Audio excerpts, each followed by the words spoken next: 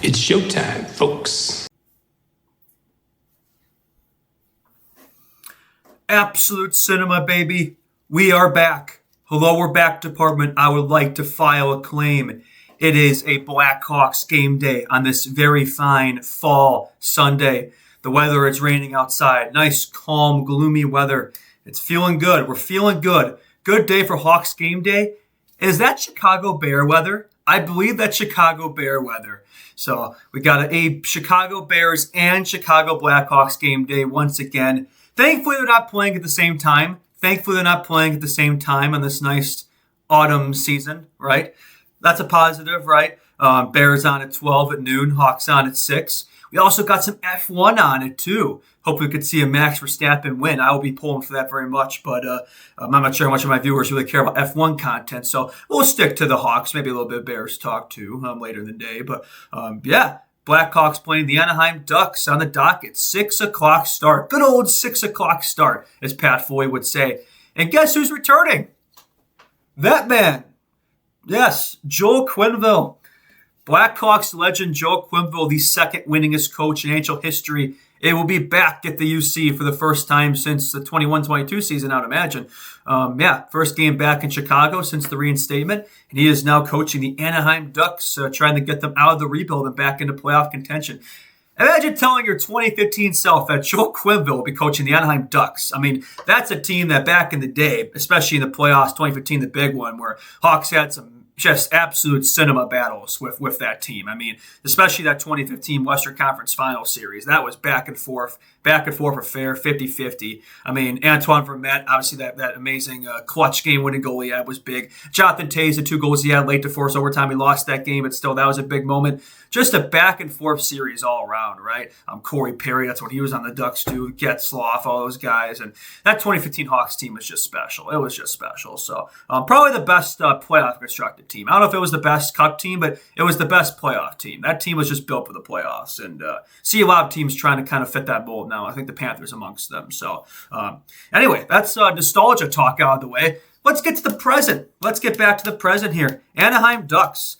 This is a team that I think very similar to the Hawks has a bright future, maybe a year ahead of us, give or take. Maybe not. Maybe we're on the same trajectory now. Maybe the Hawks have kind of taken a little leap quicker than expected. But yeah, Ducks had an 80-point year last year, but now they got a proper coach in Quenneville and hoping that can be what kind of leads them on to the next step there. Some changes in the offseason. No more Trevor Zegras. He went to Philly, right? Brought in some additions, Chris Kreider amongst them, some more veteran presences. Got to love those veteran presences, right? Got rid of Gibson. He was there for a while, right? Their goaltender, franchise goaltender. Extended Dobson. Some big-time extensions in Anaheim. Jackson LaCombe, $9 million deal. I mean, $9 million for Jackson LaCombe is something. And then Mason McTavish with the 6x7. They gave Mason McTavish a 6x7 contract extension. So, good to see the Ducks have their priorities in order there. LaCombe making $9 million and McTavish making $7 million. That's very interesting. But how about that? Jackson LaCombe making double the amount of what Alex Vlasic is making. Alex Vlasic's making 4.6 in his deal. I mean, that contract just continues to age like a fine wine. So, but that's pretty amusing. That's pretty amusing. But no, we can go over the Ducks lines real quick. Line 1, we got Kreider, Leo Carlsson, Alex Killorn. Now, Leo Carlsson, of course, a part of the famous 2023 draft. Drafted second overall by the Ducks. Many people thought Fantilli would go number 2, but they decided to roll with Carlsson. He's been a good fit for him so far. He could maybe be the Anze Kopitar. So just really strong, solid, two-way, number 1 center. So he's a beast. He's going to be a really good player in this league, no doubt about it. Second line, Cutter Gauthier. What a name, Cutter Gauthier. I love that name. That's just a fantastic hockey name. That just fires me up. Mason McTavish and Beckett Seneca. So this is the youngster line here. This is the young guns line. That's a fun line right there. I like that a lot. Beckett Seneca, of course, his infamous reaction when the Ducks drafted him in 2024, third overall. He's like, wait, me? Fuck me. He wasn't ready. He wasn't prepared to get drafted. So the Ducks really took Beckett Seneca over Ivan Demidov. But you don't hear that, though. It's only the Blackhawks who took who passed on Demidov. Anyway, that's a separate conversation, but he's going to be a good player. He's going to be a good player. Of course, they drafted Lightning McQueen in this draft too, but he's not on the team yet, Roger McQueen. But they got him to look forward to as well. So a lot to look forward to in Ducks. It's a team for a bright future, very similar to us. Third line, we got Frank Vatrano, Mikael Granlund, and Troy Terry. So let's his team's gotten better. That Troy Terry is now their third line. I recall when he was like their top player the last few years, and now he's on their third line. So maybe that's just kind of spreading out the wealth a little bit. Could be it. At fourth line, Ross Johnston, Ryan Poehling, and Sam Colangelo. I always remember Ryan Poehling for that hat trick he had in his debut as a member of the Canadiens. He hasn't really figured it out since, but a lot of good American legends on this team. I love to see that. And then D, they got Jackson Lacombe and Ratko Gudas. Always got to keep your head on the ice, head on a swivel when Ratko's out there. Chewbacca is always looking for you. Then you got Owen Zellweger and Jacob Trouba. Yeah, they got Jacob Trouba now on this team. They're just acquiring old washed Rangers players, right? They got Kreider, they got Trouba, so that's what they're doing. They're just acquiring an infinity stone of Unks who are formerly of the New York Rangers descent. And then they got Pavel Minchikov and Drew Helleson on the third pair. So a lot of good young D on this team. Pause. Jackson Lacombe, Zellweger, Minchikov, Helleson. A lot of promising young defensemen on this team for sure. Then in net, they got Lucas Dostal. I believe he's starting today. I would imagine he's starting today. And Peter Mrazek, Blackhawks legend Peter Mrazek. You absolutely love to see that. Always love to face off against former Blackhawks legends. I'm actually going to confirm, just to make sure Peter isn't. I imagine they're starting Lacombe, but maybe they're starting. Maybe they're starting Peter. No, they are starting. Or it's unconfirmed. Dostal unconfirmed. I know we're starting Knight, but theirs is unconfirmed. It'd be cool if they faced Mrazek against his old team, but I don't know. I think if they want to win, they'd be better off playing Dostal. So we'll see. But yeah, no, I think the Hawks, as for the Blackhawks, it looks like they have gone through the line blender here. They've definitely shifted the lines a little bit. So we're already starting to resemble the last year Blackhawks a little bit, which I didn't think we needed any line changes. I thought what we had rolling was looking pretty good. I mean, we lost last game, but really we should have won it. So the team looked good. So I didn't really think any changes are needed, but hey, it wouldn't be Chicago Blackhawks hockey without a bunch of random changes in the lines in October for no reason. So yeah, they got Bertuzzi up there, Bedard, Burakovsky. Although I'm not sure if he's going to be up there tonight because I am checking the practice reports from Ben Pope, Meliodas, and the like, and apparently Bertuzzi isn't out there for morning skates. So I don't know if that's just precautionary, if he's out tonight. I know Dickinson's out tonight. I'm not sure what the deal is with Bertuzzi.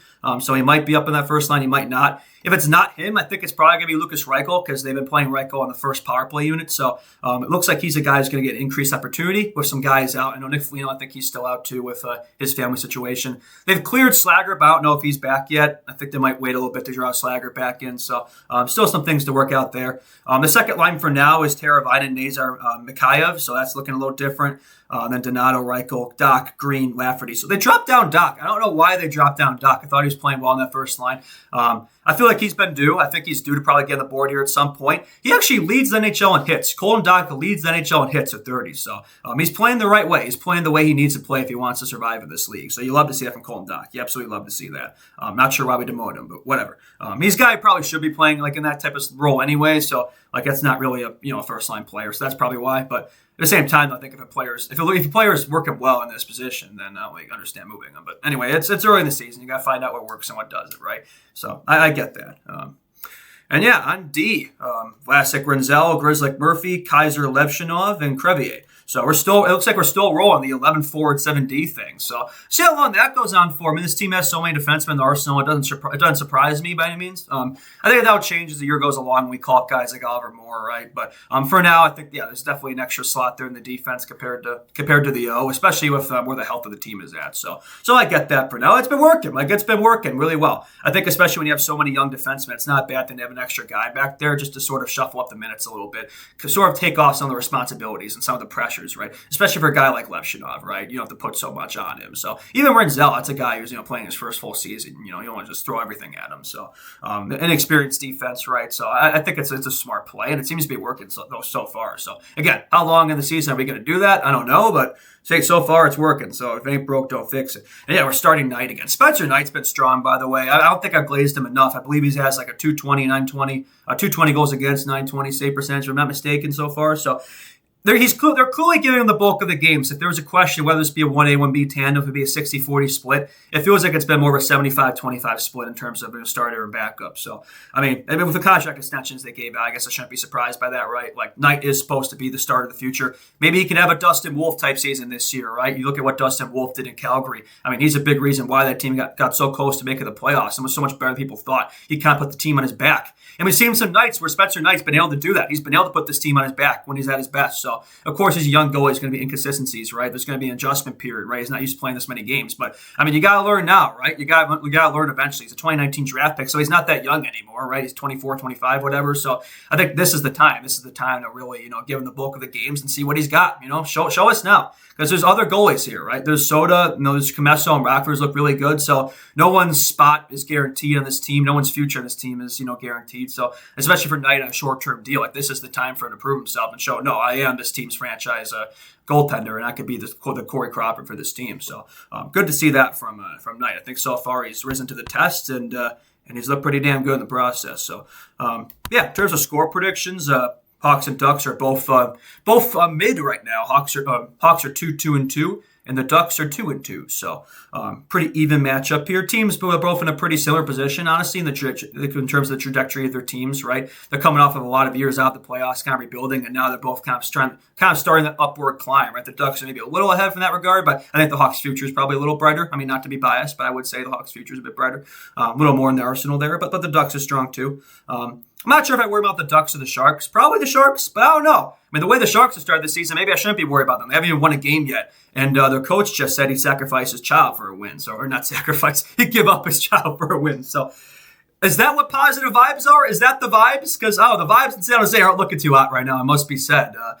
Anyway, I just have to throw some shots at them because it feels nice to be on the other side of it where the Hawks vibes are positive. The energy is strong. The young players are playing well. Bedard, Nazar are looking good. All the young guys are looking good. And the flip side of the Sharks land, it seems like nothing's going good over there right now. And Nascar's been struggling too. So love to see that. I don't know why I made this a Sharks discussion for no reason, but the Ducks are California, Sharks are California. So I suppose that was just an excuse to shit on the Sharks for a bit. So I don't feel the same animosity towards Anaheim like I probably should. I probably will in a few years because I think this is probably a team that it's going to be a lot like the 2010s, right? Where it's going to be the Hawks, it's going to be the Sharks, it's going to be the Ducks, right? It's going to go through that cycle again in the late 2020s, 2030s. Like those are going to be two teams we're going to have to worry about. So there's going to be a lot of playoff matchups with those two teams. So it's important to kind of scout them out now and see where we're at, right? So, but no, in terms of score predictions for tonight, I'm feeling a Hawks dub. I think on a Bears game day, a nice fall day, I'm feeling a Hawks dub. I'll say a 6-3 score. Hawks-Ducks games tend to be pretty back and forth. They tend to be pretty entertaining. I'll never forget that rookie year when Bedard had a 5-point game against the Ducks, right? So